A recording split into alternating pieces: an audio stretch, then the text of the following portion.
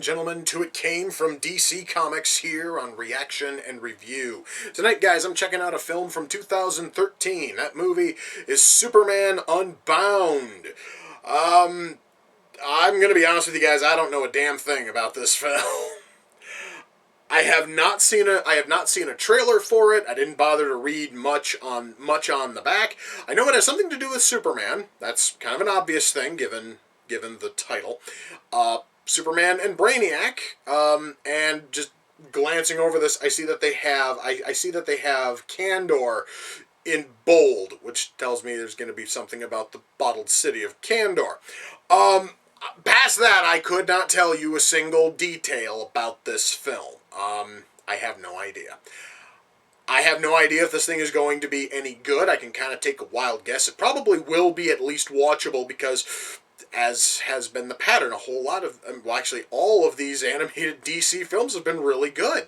I'm certainly hoping that this one is, as good as the other ones I've watched, but the only way I'm going to find that out, guys, is if I shut up and I push play, and I'm going to do that right now. So, without further ado, it's time to kick back, relax, and check out Superman Unbound.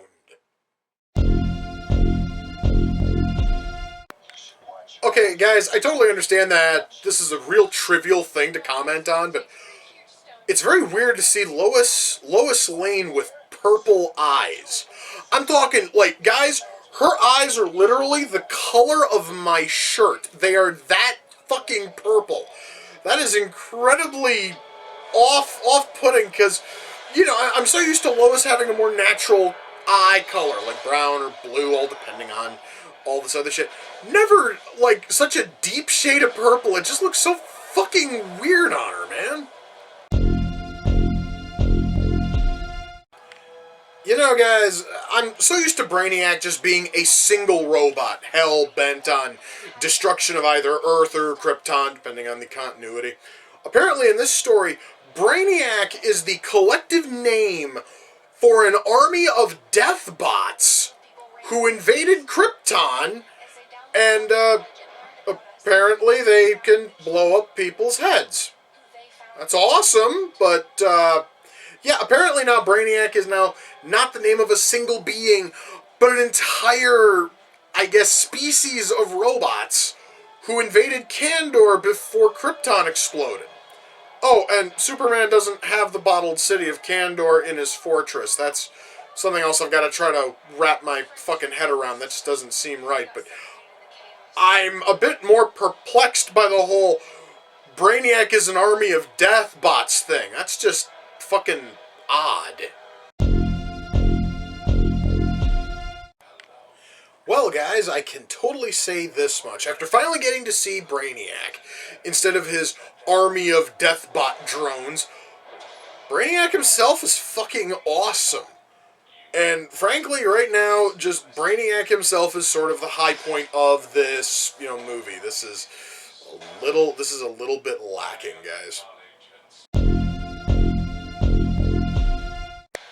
So let me see if I've got this straight. So Superman sees that there's an entire room full of different bottled cities that Brainiac has collected.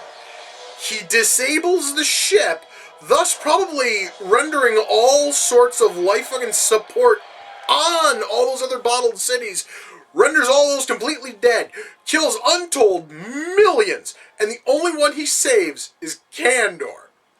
Holy fuck! Guys, I've seen Superman do some dumb shit. I don't think I've ever seen Superman leave untold millions to fucking die in that kind of a fashion. That is absolutely grotesque and disgusting, dude. So wait. Brainiac's weakness is the sounds of nature and civilization. Of all the dumb shit. So, does Brainiac have super hearing? If Superman's telling him about shit that's like 50 fucking miles out, and Brainiac can hear it, at what point did Brainiac have fucking super hearing? Wow. And just this whole, he can't take the sounds of civilization, wow, that's fucking stupid. Well, guys, that was Superman Unbound. Let me shut that off. Okay. Well, where to start? Good Lord, I'm just trying to figure out where the hell to even start. Writing. I'm just going to say this, guys, right now. Out of all of the DC films I've watched for this series, as well as the scant few I've watched outside of this series, this is the weakest one out of all of them, simply in terms of writing. It also falls dead fucking last amongst a lot of other categories, but let's start with writing, because writing to me is probably the biggest issue here. So, first of all, our characters. Jesus Christ, our characters. Guys, Superman's cast of characters. It really doesn't matter if they're regulars or if they're, ones we see once in a great while. They all have a mountain of depth to them. Even characters such as Lombard, who is this douchebag jock who works for the Daily Planet. He does have more depth besides just being a douchey jock sort of character. He does have a lot more depth than that. Instead of even making him more of like a douchey jock, they basically turned him into a stereotypical 70s scumbag. The only thing, guys, Lombard was missing was a fucking leisure suit, and he would have nailed the whole thing, because he had the porn stash, he had just this real scummy fucking attitude, just everything about it, and it was such a shallow character. And that would have been fine if he was in there for just one scene. But no, guys. Lombard's in this thing for probably a good 5, maybe 7 minutes. Out of an hour and 15-minute runtime, the fact that he's in there for more than 5 minutes and he gets no depth past that is nothing short of sad. Why don't we talk about Supergirl? Supergirl gets even more screen time than him. Supergirl has no real personality outside of being ridiculously emotional, partially because she's a teenager and because these powers are still new to her.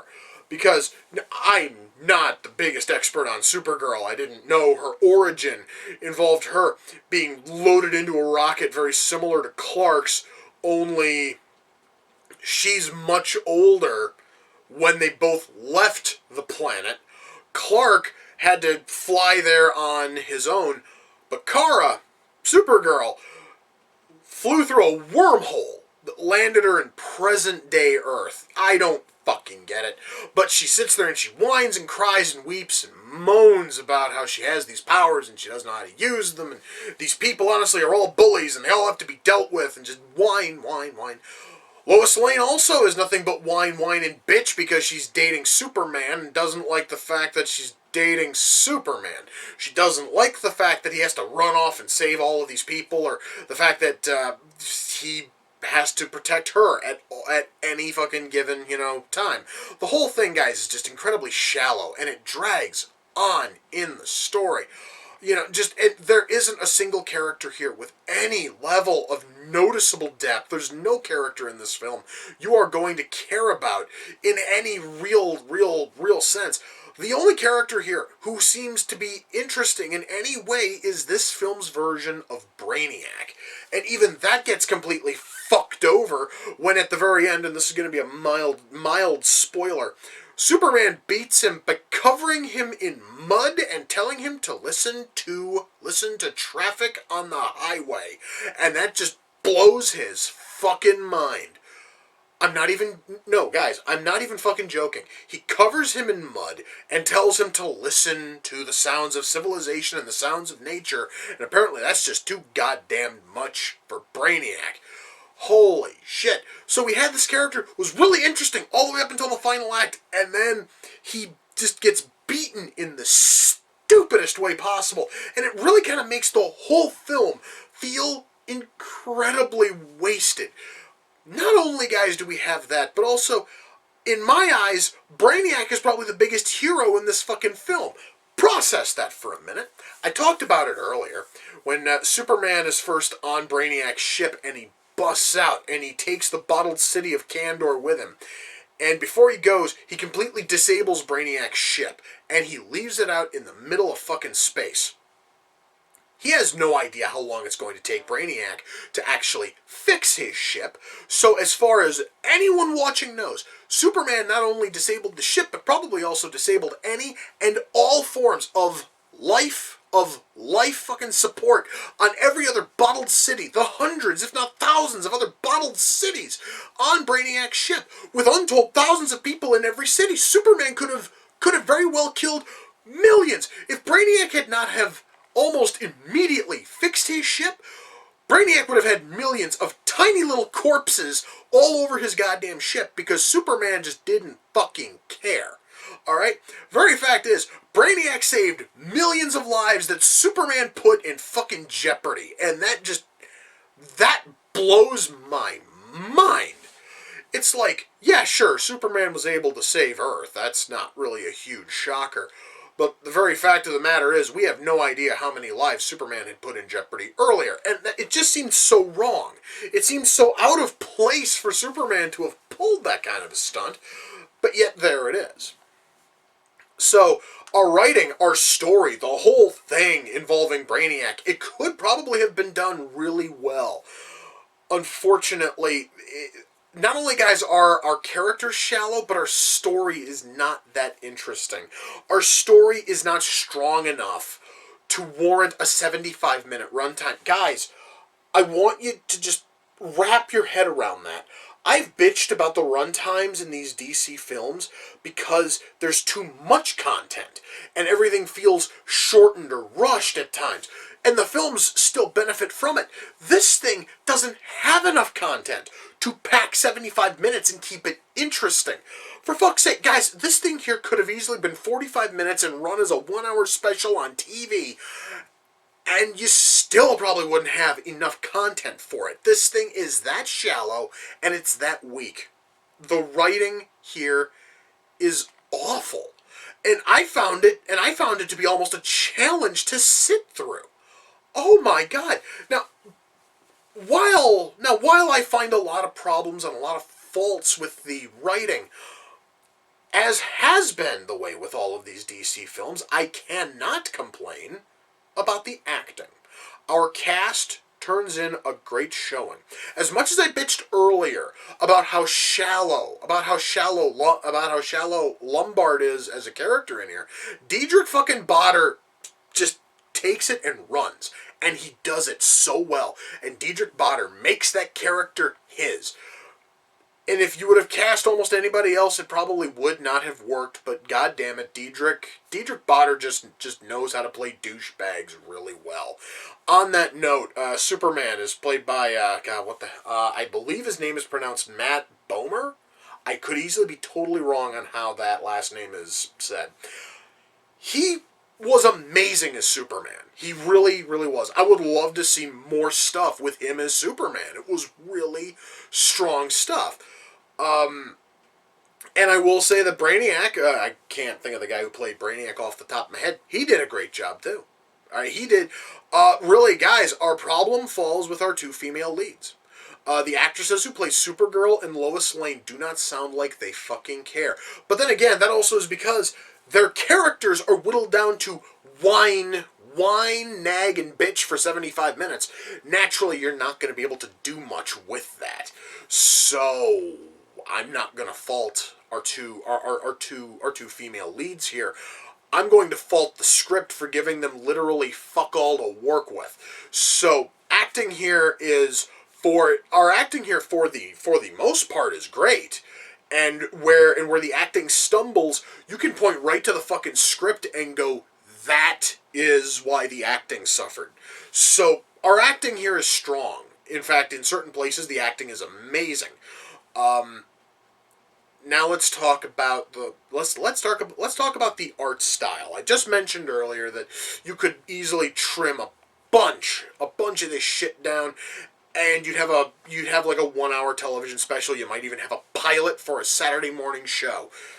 The art style really does make this feel like a Saturday morning show. If not for the few brief shots of blood, or the scene where Lois is giving Brainiac the finger,